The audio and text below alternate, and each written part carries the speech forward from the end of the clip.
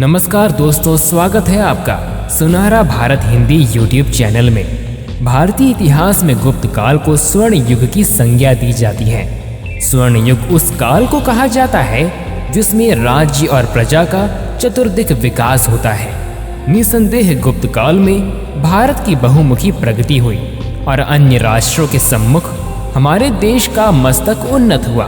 भारत के राजनैतिक मानचित्र से मौर्यों के गायब होने से कई देशी और विदेशी शासकों का उदय हुआ, जिन्होंने उत्तर और दक्षिण भारत को विभाजित किया और लगभग 5 शताब्दियों तक उन पर शासन किया। मौर्यों के बाद गुप्तों ने उत्तर भारत के राजनैतिक एकीकरण का कार्य किया और भारतीय उपमहाद्वीपों के अधिकांश हिस्से को कवर किया। गुप्त साम्राज्य 320 और 550 सीई के बीच उत्तरी, मध्य और दक्षिणी भारत के कुछ हिस्से में फैला हुआ था। इस वंश के संस्थापक श्री गुप्त थे। गुप्त वंशाली में श्री गुप्त, घटोत्कच, चंद्रगुप्त प्रथम, समुद्रगुप्त, रामगुप्त, चंद्रगुप्त द्वितीय, स्कंदगुप्त जैसे शासक हुए। इस वंश में 3 प्रमुख शासक थे, चंद्रगुप्त प्रथम, समुद्रगुप्त, चंद्रगुप्त द्वितीय यानी कि विक्रमादित्य। तो आइए जानते हैं गुप्त साम्राज्य के बारे में। दोस्तों, वीडियो अच्छा लगे तो वीडियो को लाइक, शेयर और चैनल को सब्सक्राइब करके बेल आइकन को प्रेस करना मत भूलिएगा। वीडियो में आगे बढ़ने से पहले एक बार सच्चे दिल से कमेंट बॉक्स में भारत माता की जय जरूर लिखिएगा। गुप्त काल को भारतीय इतिहास का स्वर्ण युग कहा जाता है। मौर्यों के पतन के बाद नष्ट हुई भारत की राजनीतिक एकता को गुप्त शासकों ने पुनः स्थापित किया तथा लगभग संपूर्ण भारत को एक राजनीतिक छत के अधीन किया एवं शक्तिशाली विदेशी आक्रांताओं का सफलतापूर्वक सामना कर भारत की स्वतंत्रता को अक्षुण्ण रखा। गुप्त साम्राज्य की राजधानी पाटलिपुत्र थी और आज इस शहर को उत्तर भारत में बिहार के भारतीय राज्य की राजधानी पटना के रूप में जाना जाता है। राजनीतिक दृष्टिकोण से गुप्त काल महान व्यक्तियों का युग था।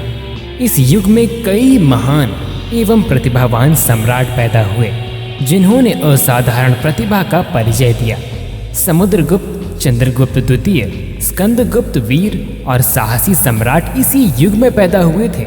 इन महान व्यक्तियों ने साम्राज्य का निर्माण भी किया और उसका संगठन भी।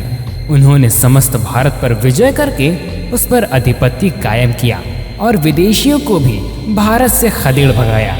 उनके शासनकाल में भारत की भूमि पर विदेशी शक्ति को पैर जमाने का अवसर नहीं मिला और भारत इस काल में सदैव स्वतंत्र रहा। शासन और देश की सर्वांगीण उन्नति की दृष्टि से भी गुप्त वंश के राजा महान थे। गुप्त राजाओं ने हमेशा प्रजा का ध्यान रखा। अशोक के मरणोपरांत भारत की एकता समाप्त हो गई थी और देश छोटे छोटे टुकड़ों में विभक्त हो गया था। इस विलुप्त राजनीतिक एकता को गुप्त राजाओं ने फिर से स्थापित किया और देश को संगठित किया। गुप्त राजाओं ने दिग्विजय की नीति अपनाकर भारत को एक छत्र और सार्वभौमिक सत्ता की स्थापना दी। उन्होंने अपने प्रचंड पराक्रम तथा अद्भुत शौर्य के बल पर लगभग संपूर्ण भारत को एक राजनीतिक सूत्र में बांध दिया। उनका एक छत्र साम्राज्य गुप्त सम्राटों की महत्ता का द्योतय है। मौर्य काल की अपेक्षा गुप्त काल में न्याय व्यवस्था अधिक विकसित तथा उन्नत थी। इस काल में अनेक कानून की पुस्तकों को संकलित किया गया, कानूनों को सरल बना दिया गया था। गुप्त शासकों ने भय उत्पन्न करने वाले साधन नहीं अपनाए। अपराधियों को प्राण मृत्यु दंड नहीं दिया जाता था। यदि कोई व्यक्ति बार बार अपराध या राज विद्रोह करता था तो उसका दाहिना हाथ काट दिया जाता था। जनता नियमों का स्वेच्छा से पालन करती थी। प्रजा के नैतिक और आध्यात्मिक विकास के लिए भी इस समय राज्य की ओर से प्रयास किया गया। दीन दुखियों को सहायता मिल सके इसके लिए भी राज्य ने प्रयास किया। स्थानीय संस्थाओं को पर्याप्त स्वतंत्रता प्राप्त थी। स्वायत्त शासन को इस काल में पूरा प्रोत्साहन मिला। इस कारण ये काल स्वर्ण युग माना जाता है। महान खगोल विज्ञानी और गणितज्ञ आर्यभट्ट और वराहमिहिर का संबंध गुप्त काल से ही था। वराहमिहिर ने ही खगोल विज्ञान के भारतीय महाग्रंथ पंच सिद्धांतिका की रचना की थी। आयुर्विज्ञान संबंधी रचना करने वाले रचनाकार सुश्रुत का संबंध भी गुप्त काल से ही था। गुप्त काल आर्थिक दृष्टि से अत्यंत संपन्न था। गुप्त सम्राटों के समय में भारत एक कृषि प्रधान देश था। गुप्त शासकों ने देश में कृषि के विकास पर पर्याप्त ध्यान दिया था। उन्होंने सिंचाई के लिए उचित प्रबंध करवाए थे। परिणाम स्वरूप शासन में स्थिरता, गुप्त प्रशासन की कार्यकुशलता, गुप्त शासकों के प्रोत्साहन के कारण गुप्त काल में व्यापार और वाणिज्य का तीव्रता के साथ विकास हुआ। गुप्त सम्राटों के समय में ही भारत का विदेशों से भी व्यापारिक संबंध स्थापित हुआ। तत्कालीन समय के प्रमुख व्यापारिक केंद्र भड़ोच, पाटलिपुत्र, कौशाम्बी, वैशाली और मथुरा थे। गुप्त काल में सर्वाधिक सोने के सिक्के का प्रचलन हुआ, जो तत्कालीन समय की आर्थिक समृद्धि को प्रदर्शित करता है। माना जाता है कि नालंदा विश्वविद्यालय का निर्माण गुप्त राजा कुमार गुप्त द्वारा किया गया था।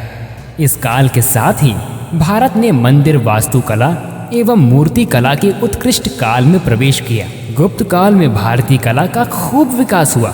वास्तुकला, शिल्पकला, मूर्ति निर्माण कला, संगीत कला आदि सभी का पर्याप्त विकास गुप्त काल में हुआ था। अजंता की गुफाओं की चित्रकारी, बौद्ध तथा हिंदू मूर्तियां, मंदिर, विहार, चैत्य तथा स्तूप इस काल की श्रेष्ठता के प्रबल प्रमाण हैं। विक्रमादित्य को गुप्त वंश को उज्जैन तक विस्तारित करने का श्रेय दिया जाता था, लेकिन उनका क्षेत्र सांस्कृतिक और बौद्धिक उपलब्धियों से अधिक जुड़ा हुआ था। विक्रमादित्य के वंशज कुमार गुप्त, स्कंद गुप्त और अन्य ने गुप्त वंश के क्रमिक पतन को देखा। गुप्त वंश का अंतिम शासक विष्णुगुप्त था। गुप्त वंश के पतन का कारण पारिवारिक अंतरिम कलह और बार बार होने वाले विदेशी आक्रमण माने जाते हैं, जिनमें हूणों द्वारा आक्रमण को मुख्य कारण माना जाता है। इस प्रकार इस युग में कोई भी क्षेत्र ऐसा न रह गया था जिसमें उन्नति अपनी चरम सीमा पर न पहुंच गई हो। साहित्य, कला, विज्ञान, धर्म, समाज, संस्कृति, व्यापार, उद्योग धंधे, कृषि, शासन व्यवस्था और विदेशों के साथ संपर्क आदि सभी क्षेत्रों में महान प्रगति हुई थी। गुप्त सम्राटों को उदार दृष्टिकोण, कला प्रेम और संस्कृति के संस्करण ने इसमें बहुमुखी प्रतिभा का उदय किया था। इन्हीं कारणों से गुप्त काल को भारतीय इतिहास का स्वर्ण युग माना जाता है। आप क्या कहते हैं इस न्यूज़ के बारे में? कमेंट बॉक्स में अपने विचार हमसे शेयर करें। हमारा चैनल सुनहरा भारत इस वीडियो में दिखाई गई न्यूज़, फोटोज व वीडियोस की प्रामाणिकता की पुष्टि नहीं करता। तो मिलते हैं फिर एक नए वीडियो के साथ। तब तक के लिए वंदे मातरम।